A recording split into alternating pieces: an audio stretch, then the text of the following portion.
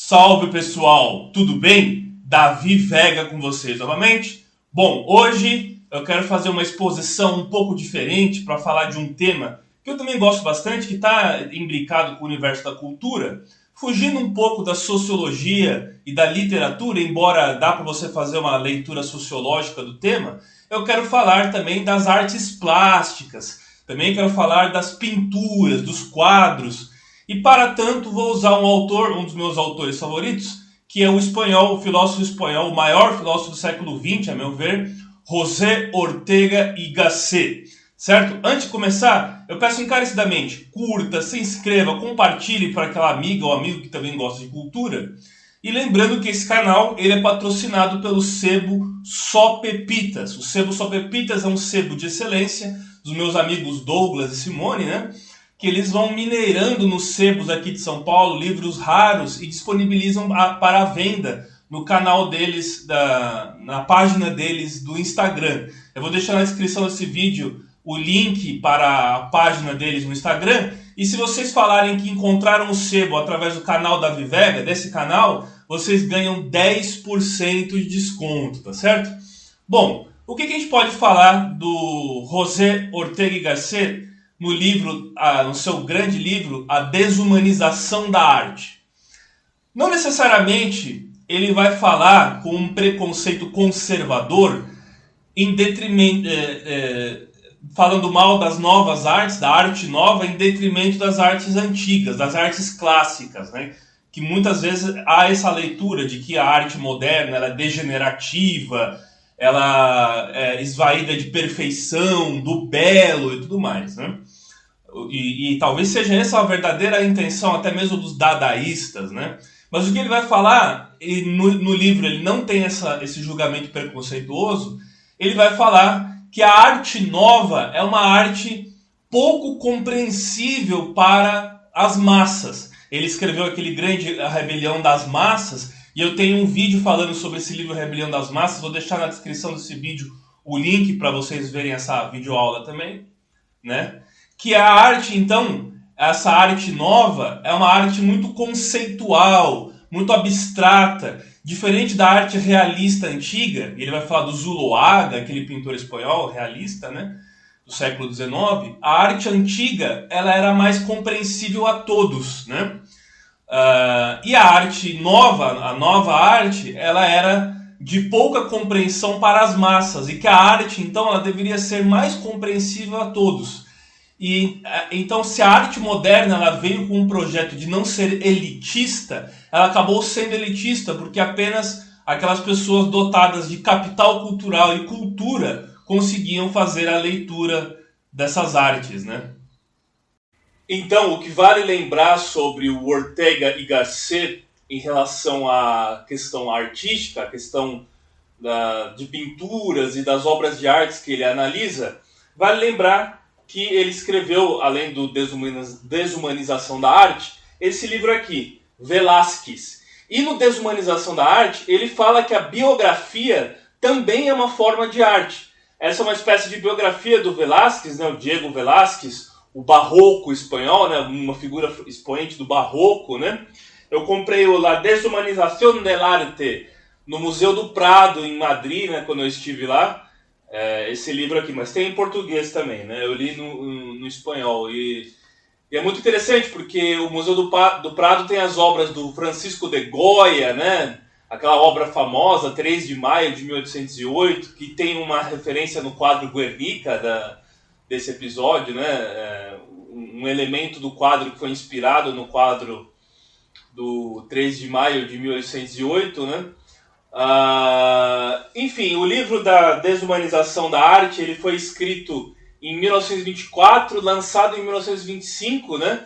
Naquela biografia da Revista del Occidente, a Revista do Ocidente, né? O Ortega y Gasset da geração de 1914, né? E ele vai falar do Zuloaga, Inácio Zuloaga, que foi um pintor que pintou a vida cotidiana espanhola, parecido com o que o Goya e o Velázquez fizeram, mas ele era um pintor da transição do século XIX para o século XX. Ele pintou vários toureiros, pessoas comuns, né? E tem inclusive uma gravura dele que ele fez do general Francisco Franco, né? Que ele pintou o general Francisco Franco. O Zuloaga ele é mencionado no livro do Francisco Umbral, né? Madrid, 1940, se não me engano, né? Esse livro é um livro, uma ficção muito interessante, né? Que vai ambientado em Madrid, vai mostrando aquela Madrid de 1940, né? E o Ortega y Gasset vai lembrar que ele defendia o homem mediterrâneo. E ele defendia que o espanhol seria a figura expoente desse homem mediterrâneo, né? Dessa raça mediterrânea, vamos dizer assim. E as pinturas do Zuloaga, do Inácio de Zuloaga, seriam a expressão maior desse homem mediterrâneo e tudo mais, né? O Ortega vai falar da arte antiga e da arte nova, el arte nuevo, né? E esse arte nuevo, essa arte nova, ele dividiu em duas categorias. Aqueles que entendem a arte e aqueles que não entendem a arte.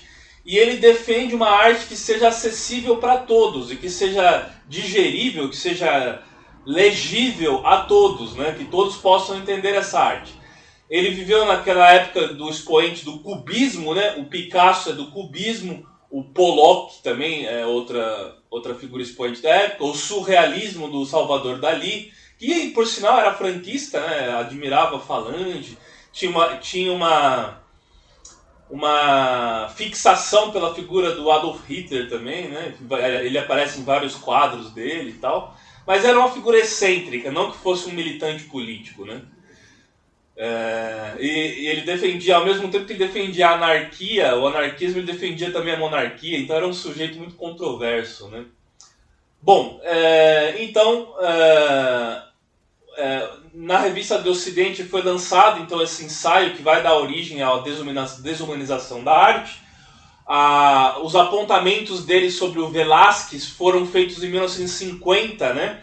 Lançados em 1950, o Ortega foi um grande defensor da República, mas depois se decepcionou com o caminho que a República tomou. Ele ficou muito famoso naquele livro A Rebelião das Massas, que ele critica o homem massa, né?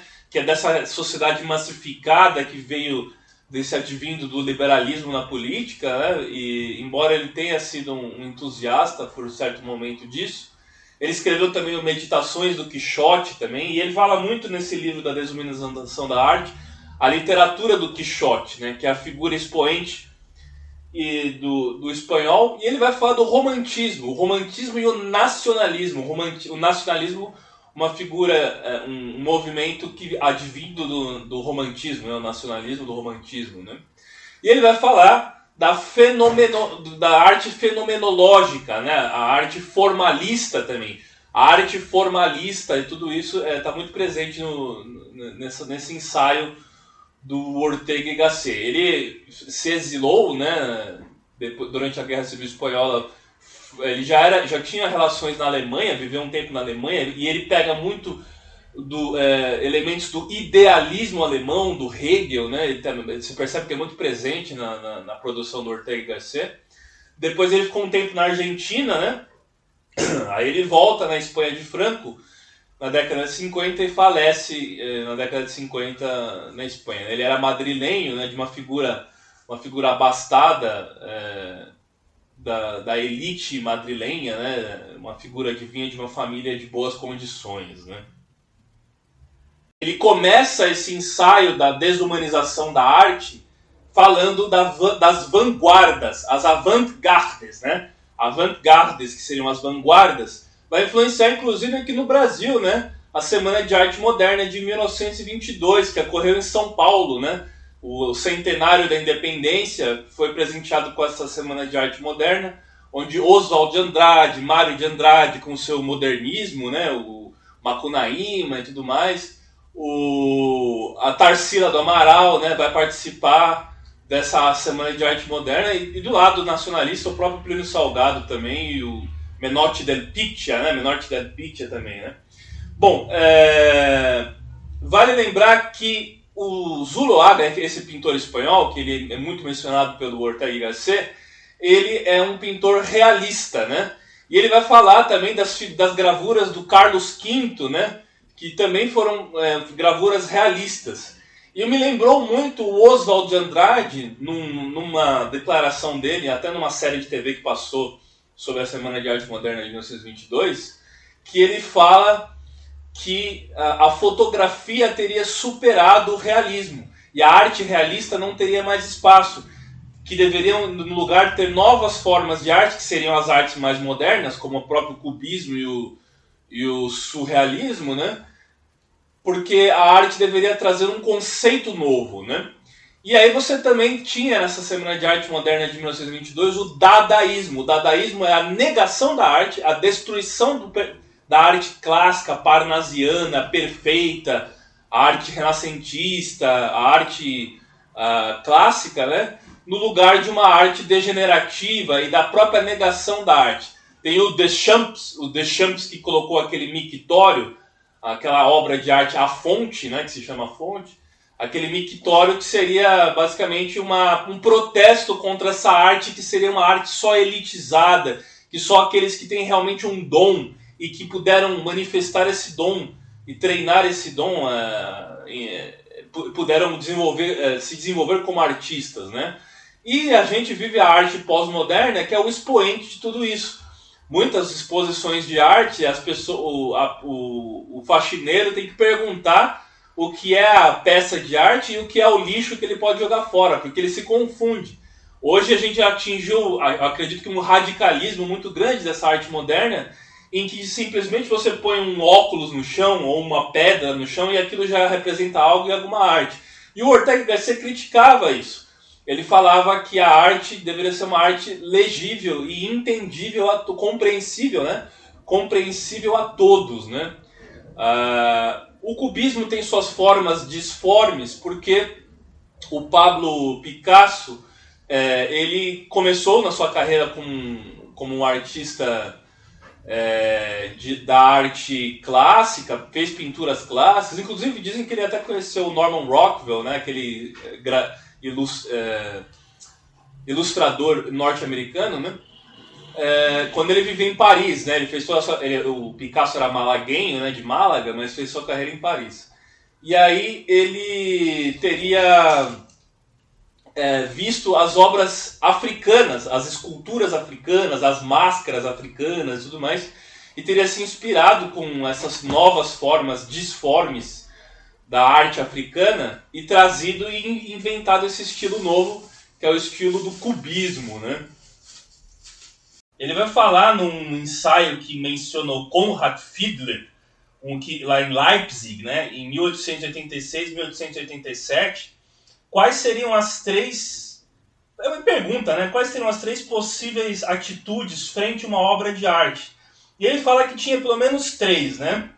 Dessas três aqueles que se dão satisfeitos com a estética, os que mostram seu interesse pelo os que mostram seu interesse pelo objeto e o conteúdo da obra, e finalmente aqueles que se preocupam pelo específico artístico, né? O Ortega Garcia vai falar muito da representação, da questão da imagem, ele fala do mimetismo, e ele vai falar que ele vai se preocupar mais com a imagem do que com qualquer outra coisa. E a imagem, ela é uma representação, ela se torna outra coisa, que não é mais, ela se distancia, né? Ela não é mais o objeto retratado. Então o objeto retratado na obra de arte, ele perde a sua essência, ele deixa de ser o que é para ser uma outra coisa na representação. E ele vai falar que é muito difícil você captar na representação imagética a essência da verdadeira intencionalidade do autor, pictórico, né, dos quadros, né, das pinturas, né, porque aquilo acaba se tornando uma coisa diferente da sua real intencionalidade, acaba se tornando uma outra coisa. E são as interpretações de fora, as interpretações externas que vai dar o sentido da própria obra, e não o interno, né? Não aquela essência e o real objetivo, muitas vezes, do próprio autor da obra, né? O Ortega Garcia vai falar também do homem primitivo, o homem oriental e o homem mediterrâneo, né? Esse homem mediterrâneo como sendo o espanhol a sua principal expoente de representação, né? Ele fala do Dom Quixote também, menciona, mas essa parte do quixotismo, ele é muito mais explícito, muito mais profundo no Meditações do Quixote, né? E já que o Oswald de Andrade falou que a fotografia teria superado o realismo, vale lembrar das obras realistas que fizeram parte do nosso repertório, né? O Tiziano, que foi o pintor do Carlos V, o Jacques Louis David, né? Jacques Louis David, que pintou várias cenas do antigo Império Romano. Claro que ele não era da época do Império Romano, né? Mas ele pintou várias cenas, como o julgamento dos Horácios e tantas outras que falavam do Império Romano, né? E o Delacroix, né? O Delacroix, quando estive em Paris, eu vi as obras dele no Museu do Louvre, né? A Revolução Conduzindo o Povo, que tem a Marianne, né? Marianne, que é a figura da República, né? Com seios de fora, carregando a bandeira tricolor francesa, que era com as cores de Paris na Revolução Francesa, né? E aqui no Brasil a gente teve o Pedro Américo, né? O Pedro Américo, que pintou várias cenas da história do Brasil, a independência, o esquartejamento do Tiradentes, né? E eu gosto muito em especial também de um pintor mais realista, assim, que é o Almeida Júnior, né? Que pintou a vida caipira, né? O caipira picando fumo, né? Essa pintura do Almeida Júnior, que está na Pinacoteca aqui aqui da cidade de São Paulo. Vale a pena, se vocês virem a São Paulo, não deixa de visitar a Pinacoteca, né? O acervo da Pinacoteca tem coisas maravilhosas. E esse caipira picando fumo do Almeida Júnior está lá na Pinacoteca, né? Então, além do quadro do Guernica, eu tenho também aqui em casa esse quadro, claro que é uma réplica, né? Do 1808, do 3 de maio de 1808, quando as tropas napoleônicas invadiram Madrid e executaram as resistências locais, madrilenhas, né, espanholas, contra as tropas francesas. E esse sujeito que está de braços abertos, sendo executado, de roupa branca, ele vai influenciar a gravura do homem de braços para cima do quadro do Guernica, né? Então foi o Picasso se inspirou no Goya, nesse quadro do Goya, para fazer aquele detalhe do mural do Guernica, né? O quadro do maio de 1808 está no Museu do Prado, né? Junto com as outras obras também, muitas delas, boa parte, não só do Goya, como do Diego Velázquez também, né? Então, o que a gente pode falar sobre o quadro Guernica, de 1937, que representa um bombardeio da Legião Condor alemã, que estava a serviço do general Franco, a cidade de Guernica, uma cidade basca, que ficou muito famosa e imortalizada nesse quadro.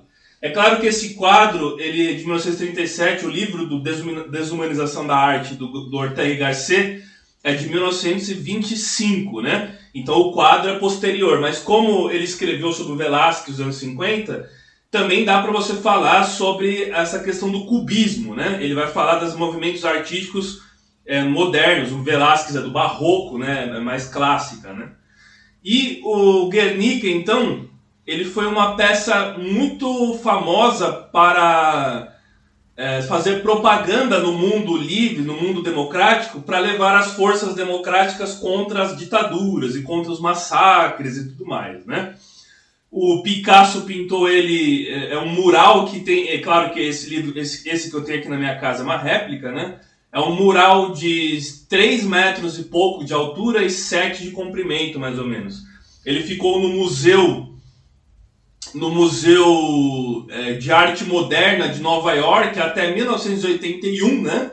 E retornou à Espanha, então, depois, e hoje ele se encontra no Museu de Arte, no museu que tem bastante arte moderna, né? Do Reina Sofia, o Museu da Rainha Sofia, né? Tem a Estación del Arte em Madrid, né? A Estação de Arte em Madrid, onde você pode ir para esses museus famosos. Além do Museu do Prado, onde estão as obras do Goya, do Velázquez, né? Tem também o Museu Reina Sofia. Então, aquele homem de braços estendidos seria mais ou menos esse homem aqui, que é inspirado no quadro do Goya, do 1808. A espada quebrada significa o ideal perdido, o ideal não alcançado dos republicanos, né? Da guerra perdida e tudo mais. A luz poderia ser interpretada como uma força aérea, né? Uma mãe segurando uma criança no colo. Alguns dizem que a figura do touro é a figura do franco, mas eu não tenho certeza se é isso, né? Então esse é o horror, todo o desespero e o horror do bombardeio de Guernica em 1937, né? Então é isso, vale a pena, recomendo o livro A Desumanização da Arte, nesse processo que a arte se distanciou daquela questão mais humana, se na Renascença tinha a ideia de ser divina, ou no Monte Parnaso, o parnasianismo na Grécia Antiga, que a arte nos elevava à beleza mais próximo dos deuses, o fim da beleza também faz parte da arte, como os dadaístas defendiam. E a arte moderna ela vem para fazer essa ruptura da arte clássica, né? E do realismo. Mas a arte clássica também nos diz muito quem somos e principalmente nos dá uma ideia de uma elevação do espírito no sentido de conhecimento, né? De divindade que está muito imbricada com intelectualismo, né? E veja o mundo das formas do Platão, né? O mundo perfeito, e nós seríamos a reprodução desse mundo, né? Mas só que distorcida aqui entre o mundo terreno, o mundo mundano, né? Bom, recomendo a Desumanização da Arte, também a biografia do Velázquez, do próprio José Ortega y Gasset. Muito obrigado, então esse foi meu comentário sobre arte, baseado nos livros dele. Então curta, se inscreva, compartilhe, vamos sempre promover a cultura em geral e também as suas subdivisões, a literatura, as artes plásticas, a música, o teatro, porque todas essas nos fazem mais humanos.